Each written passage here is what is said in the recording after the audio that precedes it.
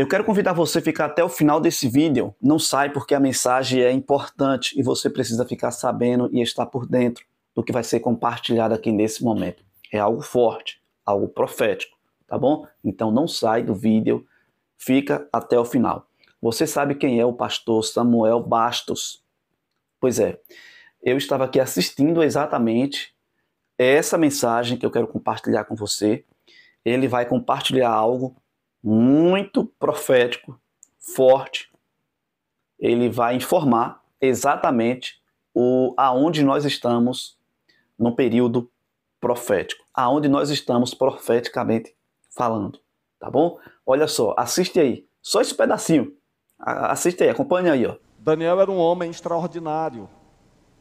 E às vezes nós olhamos para Daniel e dizemos assim, Daniel teve todo esse êxito porque Deus foi operando milagres na vida dele. Sim, Deus fez a parte dele, mas Daniel fez a sua. Às vezes os crentes são os piores funcionários, são os piores servidores, são os que não cumprem horário, são desonestos, são pessoas difíceis da gente tratar.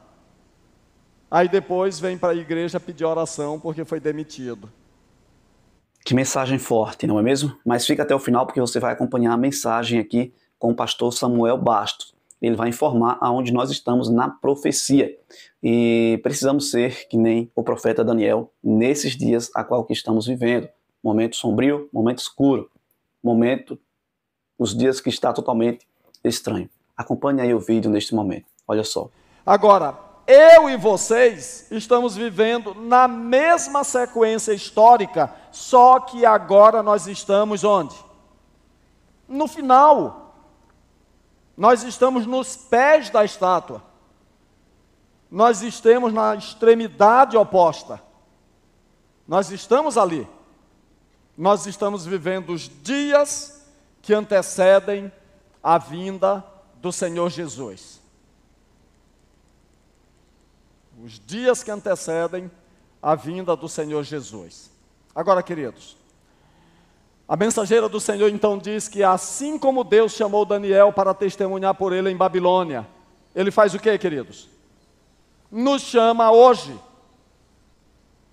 para sermos testemunhas suas no mundo, tanto nos menores como nos maiores negócios da vida. Ele deseja que revelemos aos homens os princípios do seu reino.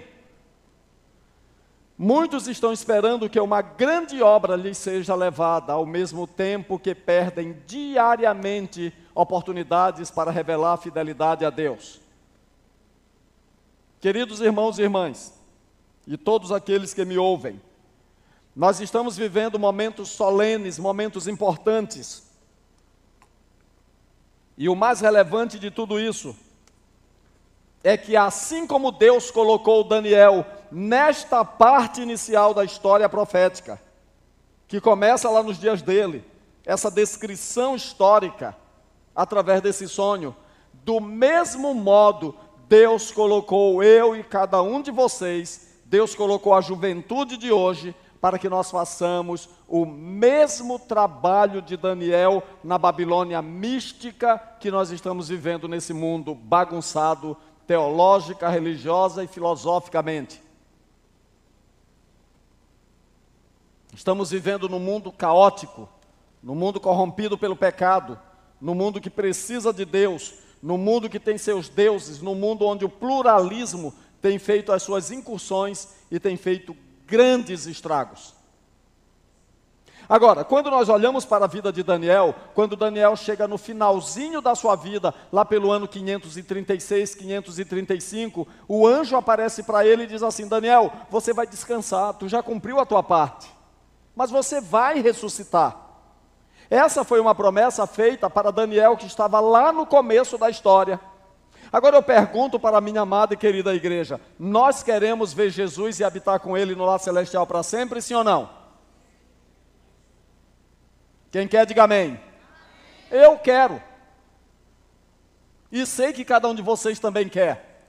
Agora, queridos, nós precisamos olhar para a vida de Daniel e aprender com Daniel e extrair da sua vida valores e princípios que fizeram dele um homem diferente e que podem também nos tornar pessoas diferentes, pessoas distintas. O que fez esse homem ser tão distinto? O que lhe garantiu a vitória em Babilônia e a certeza da vitória para a eternidade? Existem 4 pontos que eu tiro da vida de Daniel, que eu tenho certeza que eles também podem servir bastante para cada um de nós. E o primeiro ponto da vida de Daniel que eu tiro para servir de exemplo para cada um de nós, se nós queremos ser vencedores, está aí no capítulo 1, versículo 8. Qual é o primeiro princípio? Pureza.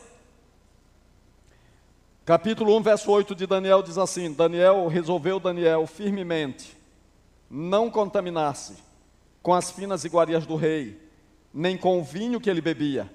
Então pediu ao chefe dos eunucos que lhe permitisse não contaminar-se. Nós estamos vivendo, irmãos e irmãs, em um mundo corrupto. Rui Barbosa disse que chegaria um momento que nos envergonharíamos de ser honestos. Estamos vivendo momentos tão difíceis. Eu tenho medo que daqui uns dias a gente tenha que ter medo também de dizer que é hétero. Estamos vivendo momentos complexos, ambíguos, momentos onde nós somos colocados contra a parede para nos sentirmos acovardados, onde a liberdade é retirada, onde tudo agora vira pontos de debate, de processo, de questionamentos. Estamos vivendo momentos delicados.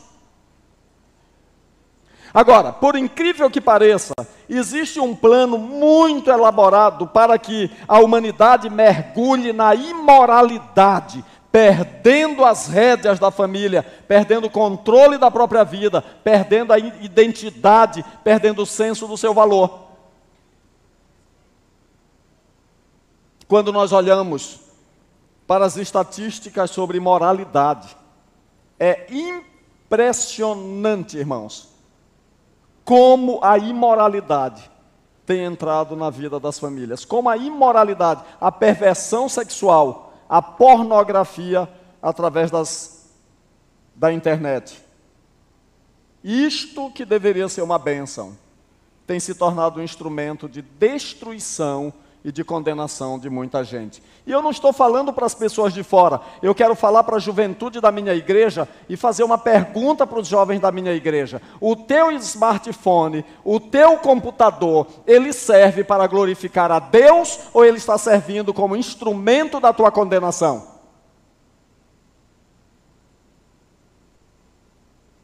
O Senhor Jesus disse: bem-aventurados puros, porque eles verão a Deus. Eles verão a Deus. Quando nós estudamos os livros do Novo Testamento, por incrível que pareça, existe um assunto que aparece em todos os livros, que é a vinda de Jesus. Mas um segundo assunto que se repete em todos os evangelhos e livros do Novo Testamento, irmãos, é a recomendação contra a prostituição, contra a imoralidade. E se isso aparece tanto, é porque esse seria um dos pontos de maior conflito, um dos pontos de maior debate, um dos pontos de maior embate para a nossa vida espiritual. E essa é uma tentação terrível, porque ela está dentro de nós, ela está fora de nós. Eu quero dizer para os jovens da nossa igreja, se nós queremos ser vencedores como Daniel, e não só os jovens, eu quero dizer para os homens e mulheres casados da nossa igreja, que se vocês quiserem ser vencedores, nós precisamos ter uma vida coerente, uma vida limpa, uma vida pura. E eu quero dizer uma coisa para os jovens da minha igreja: não faça nem dos seus olhos, e nem do seu computador, e nem do seu celular, um altar para Satanás. Não sacrifique sua honra no altar da imoralidade, da perversão sexual. Irmãos, existem algumas coisas que são caretas nesse mundo, mas que deveriam ser bandeiras levantadas pelo cristianismo. E uma dessas bandeiras é a pureza sexual. É a pureza sexual, principalmente pré-conjugal. É impressionante como no Arraial dos Santos há tanta imoralidade sexual como se nós não tivéssemos o menor conhecimento da verdade. Parece que fazer sexo com o namorado, com a namorada, virou uma coisa tão comum que parece que é pecado falar disso aqui do púlpito. Mas eu quero dizer uma coisa para vocês. A Bíblia não muda seus valores. Não brinquemos com a justiça de Deus e com a necessidade que nós temos de ser diferentes. Quanto mais o mundo afunda, irmãos, na lama do pecado, mais a igreja precisa brilhar espiritualmente. Esse é o primeiro princípio. Diz a mensageira de Deus que há necessidade de homens como Daniel, homens que procedam com ousadia pela causa do direito, coração puro, mãos fortes, coragem destemerosa são necessários, pois a luta entre o vício e a virtude reclama incessante vigilância. A cada alma, Satanás vem com tentações ou tentação de formas variadas e sedutoras, no ponto da condescendência para com o apetite. Profetas e Reis, página 488. Segunda qualidade que eu entendo que é imprescindível na vida de Daniel, que foi imprescindível para Daniel e que é essencial para cada um de nós, é essa daí: relacionamento, inteligência emocional. O que isso tem a ver com preparação para o tempo do fim? Tem muito a ver, irmãos. Vamos ler a Bíblia aqui um pouquinho. Diz a palavra do Senhor no livro de Daniel, capítulo 5, versículos 10 em diante, diz assim a palavra de Deus. Acharam? A rainha mãe, por causa do que havia acontecido ao rei e aos seus grandes, entrou na casa do banquete e disse: ó rei, vive eternamente. Não se turbem os teus pensamentos, nem se mude o teu semblante. Há no teu reino um homem que tem o espírito dos deuses santos. Nos dias de teu pai se achou nele o que, gente? Luz e inteligência e sabedoria, como a sabedoria dos deuses. Teu pai, o rei Nabucodonosor, sim, o teu pai, ó rei, o constituiu chefe dos magos, dos encantadores, dos caldeus e dos feiticeiros. Porquanto espírito excelente, conhecimento e inteligência, interpretação de sonhos, declaração de enigmas e solução de casos difíceis se acharam neste Daniel, a quem o rei pusera o nome de quê? Beltesazar. Chame-se, pois, a Daniel, e ele dará a interpretação. A descrição da rainha mãe é extraordinária. Sabem por quê? Ela poderia ter chegado diante de Beltesazar dizendo assim: tem um homem aí chamado Beltesazar, mas ela diz: não, tem um homem aí chamado Daniel. Ela fala o nome hebraico de Daniel, que era uma exaltação ao nome do Senhor. E ela então começa a traçar o perfil de Daniel, e esse tema aí, o perfil de um santo, é um capítulo que eu vou pregar aqui, é um sermão que eu vou pregar quando estivermos no capítulo 5, mas uma coisa que me chama a atenção sobre o caráter de Daniel, é que ele fazia parte da solução, ele não fazia parte dos problemas. A palavra de Deus diz que Daniel tinha um espírito excelente. Espírito excelente. Agora, queridos, será que isso é necessário na atualidade? Sim ou não? Claro que é. Existem algumas pessoas, como o doutor Amin Rodô costuma dizer, que parece que o líquido amniótico, onde elas foram geradas, era vinagre ou limão. Pessoas amargas. Ele chega a chamar algumas pessoas de pessoas que têm mentalidade de morcego, que só veem o mundo de cabeça para baixo. Às vezes, dentro do Arraial dos Santos, tem alguns cavalos batizados que saem por aí dando coice nos outros e ainda se vangloriam de dizer: eu sou assim mesmo, comigo é na lata, eu falo que dá na telha, então tem que ser assim. Como se isso fosse uma honra. como se isso fosse uma vantagem. Tem homens que dizem assim, eu sou cristão, mas sou homem, quando na verdade esse deveria se preocupar em ser um homem cristão. Nós invertemos os valores. E a palavra de Deus está dizendo que uma mulher pagã olha para Daniel, lá na terra estranha, e Daniel era um homem polido, um homem culto, um homem inteligente, ele era íntegro e, mais acima de tudo, ele tinha um espírito excelente. O que é ter um espírito excelente? Ter um espírito excelente, irmãos, é aquele tipo de gente que dá gosto de ficar perto. Vocês gostam de ficar perto de gente agradável, sim ou não? Tem alguns heróis na igreja que quando eu olho, sinceramente, eu vou dobrando as esquinas. Eu não quero ficar perto, não. Sinceramente. E vocês vão dizer assim, pastor, o senhor está ficando doido? Não, não. Eu estou ficando esperto. Sabe por quê? Porque pessoas tóxicas deixam tua vida tóxica também. Pessoas doentes te adoecem. Pessoas desequilibradas te desequilibram. Tem gente que faz questão de chegar perto de ti e ela despeja toda a lama que ela tem em cima de ti para ver se te suja e te deixa fedendo também. Irmãos, talvez você pense assim, isso aqui não faz diferença. Faz diferença, sim, senhor. Claro que faz diferença. Sabe por quê? Porque cada dia que nós nos aproximamos de Jesus, se nós nos aproximamos de verdade, precisamos nos aproximar para ser transformados, para termos uma vida melhor, para sermos pessoas educadas, para sermos pessoas polidas, para sermos pessoas tratáveis, para sermos pessoas dedicadas, que respeitam acima de tudo. Daniel era um homem extraordinário. E às vezes nós olhamos para Daniel e dizemos assim, Daniel teve todo esse êxito porque Deus foi operando milagres na vida dele. Sim, Deus fez a parte dele, mas Daniel fez a sua.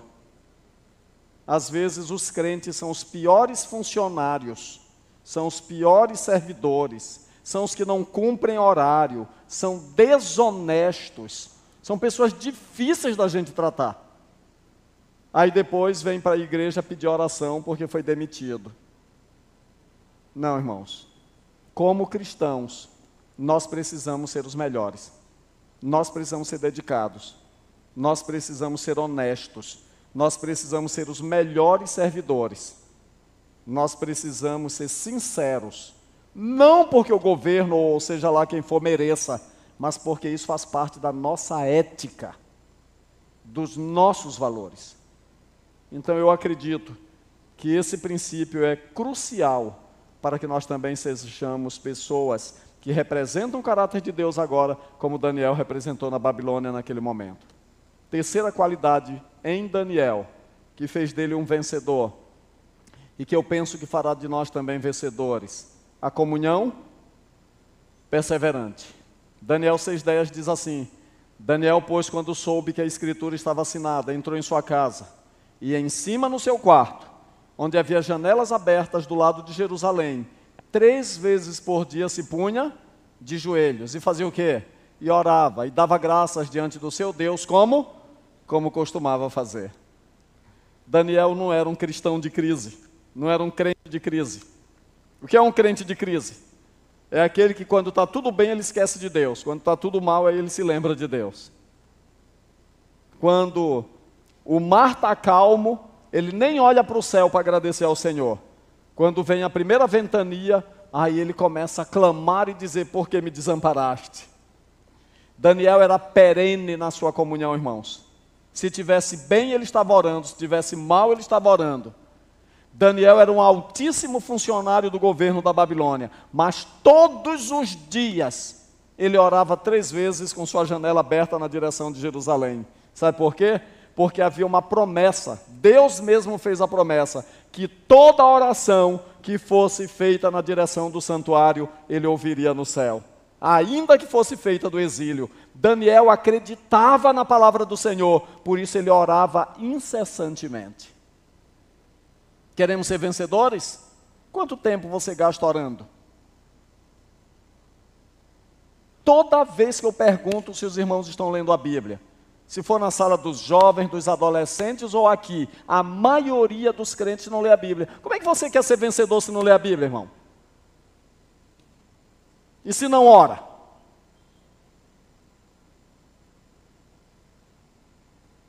Precisamos levar a sério esses pontos. Por fim, o último ponto da vida de Daniel, das 4 características que eu escolhi, na minha superficial observação, eu acredito que a piedade, a entrega total de Daniel, fez toda a diferença para que ele fosse um homem extraordinário. Capítulo 10, verso 12, diz assim a palavra do Senhor. Então disse, não temas, Daniel, porque desde o primeiro dia em que aplicaste o coração a compreender e a humilhar-te perante o teu Deus, foram ouvidas as tuas palavras. E por causa das tuas palavras é que eu vim. Quem está falando com ele? Gabriel. Capítulo 10 de Daniel é um capítulo muitíssimo bonito. Sabe por quê? Daniel está velhinho. E aí ele jejuou 21 dias. Ele está preocupado com a restauração do santuário em Jerusalém. E agora ele começa a orar a Deus, ele está clamando ao Senhor, preocupado com o seu povo, preocupado com a sua igreja. Ele não critica a sua igreja. Ele diz assim, nós pecamos, o povo todo, e eu faço parte desse povo, nós pecamos. Daniel não é daquele tipo assim, eu sou separado. Aí está todo mundo perdido, só eu que estou salvo. Não, irmãos. Daniel se coloca junto com a sua igreja. E agora ele começa a orar ao Senhor no capítulo 9, e a resposta vem no capítulo 10.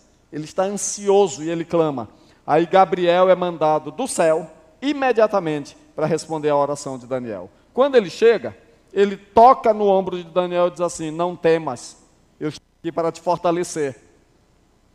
Nesse momento, quando Daniel é levantado pela mão do anjo, o anjo então diz para Daniel o seguinte, antes ele vê uma visão de Jesus. O maior prêmio da vida de Daniel foi ter uma visão do Senhor Jesus glorificado. E agora então o anjo diz para ele essas palavras maravilhosas. Daniel, não temas, porque desde o primeiro dia em que aplicaste o coração a compreender e a humilhar-te perante o teu Deus, foram ouvidas as tuas palavras. Sabe o que o anjo está dizendo para Daniel, irmãos?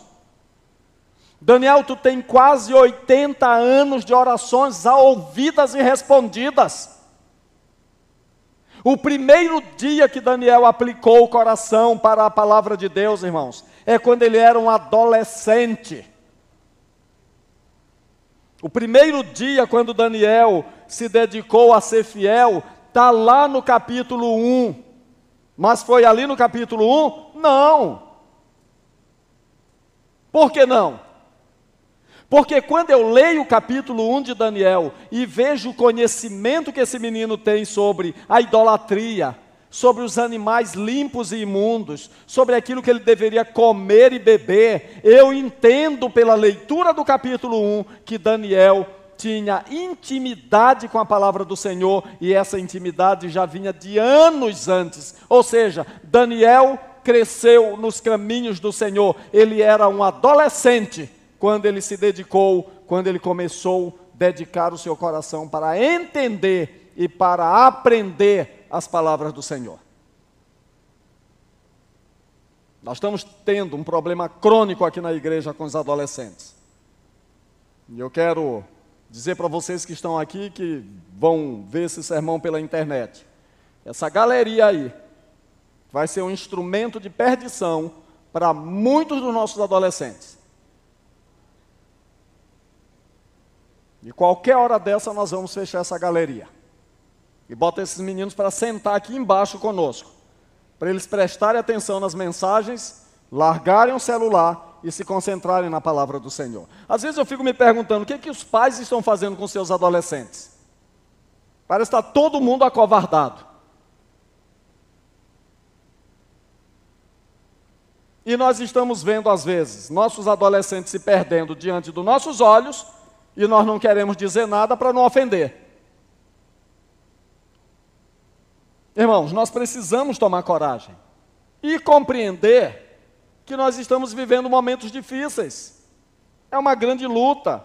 São valores espirituais contra valores carnais que estão em choque o tempo todo. Então Daniel era um menino, era um garoto, era um adolescente quando ele começou a entender o desejo de Deus para a sua vida através da sua palavra. Por isso que eu tenho insistido tanto com os anciãos dessa igreja, com os líderes dessa igreja, e sempre que eu tenho oportunidade eu digo, preguem a palavra, ensinem a palavra, coloquem a palavra de Deus no coração das crianças, dos adolescentes, de todos, dos desbravadores, porque se a palavra de Deus não for plantada em nosso coração, irmãos, nós estamos plantando para a nossa destruição. Eu quero terminar fazendo uma pergunta.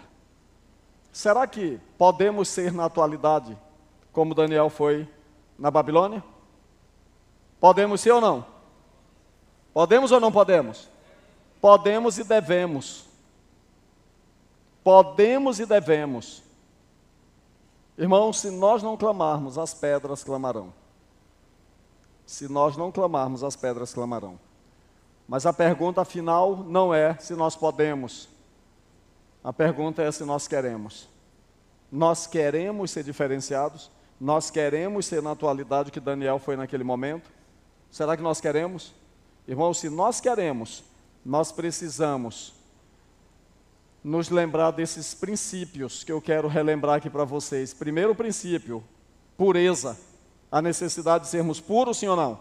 Precisamos. Será que nós precisamos ser pessoas que trabalham a inteligência emocional, o bom relacionamento, a polidez, a dedicação, a honestidade na nossa vida? Claro que precisamos. Será que nós precisamos ter uma comunhão perseverante, uma comunhão que independa de bonança ou de crise? Precisamos. Claro que precisamos. Será que nós precisamos de uma entrega total da nossa vida a Deus, sim ou não? Precisamos. E eu pergunto, queremos?